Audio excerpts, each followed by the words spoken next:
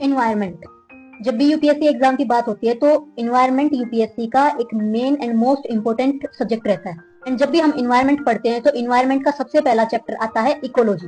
अगर आपको इकोलॉजी के बारे में नहीं पता होगा कि इकोलॉजी क्या होती है तो आप आगे का कंटेंट भी नहीं पढ़ पाओगे, आगे के चैप्टर्स भी नहीं समझ पाओगे। तो स्टार्टिंग हम इकोलॉजी से करते हैं। तो देखो, सबसे पहले हमें पता होना चाहिए कि हम चैप्टर में पढ़ने क्या वाले हैं, यानी कि टेबल ऑफ कंटेंट आपके पास हमेशा होनी चाहिए। टेबल ऑफ कंटेंट का मतलब होता है कि की पॉइंट्स यानी कि की टॉपिक्स हमारे इसमें क्या रहने वाले हैं। तो इसमें सबसे पहले जाहिर सी बात हम इकोलॉजी के बारे में पढ़ेंगे कि इकोलॉजी है क्या। And history.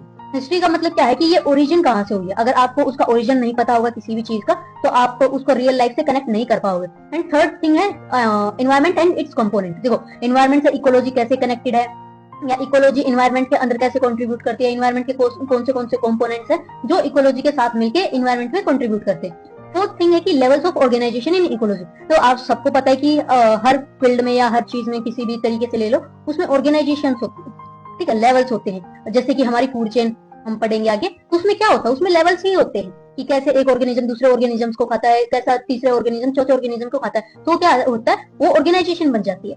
तो आगे चलते हैं इंट्रोडक्शन में। इकोलॉजी दो वर्ड से मिलकर बना, ओइकोस होम और place to live in, logos study of home of nature. मतलब कि ये जो घर है जिसमें हम रहते हैं, नेचर का घर जिसको हम बोलते हैं, तो इस नेचर के घर की जो स्टडी करती है ना ब्रांच, उसको इकोलॉजी बोलते हैं हम।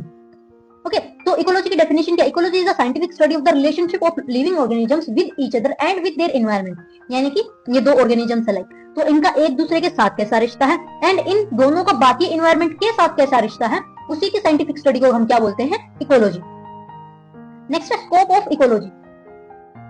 स्कोप ऑफ इकोलॉजी, स्कोप का मतलब होता है एरिया या एस्पेक्ट जिसको इकोलॉजी स्टडी करती है। तो पहला area explain how organisms are moulded by their environment. Mould का मतलब होता है सेट करना कोई चीज। लाइक कैमल है, वो गर्म एरिया में रहने के लिए ही एनवायरनमेंट के जरिए यानी कि एनवायरनमेंट ने उसको सेट कर रखा, उसको मोल्ड कर रखा है। एंड सेकंड है studies how organisms use environmental resources. Like ये ट्री, ये अर्थ के रिसोर्सेज को कैसे यूज करता है खुद की ग्रोथ के लिए, वाटर को, एयर को कैसे यूज करता है, वो स्टडी करते हैं इकोलॉजी।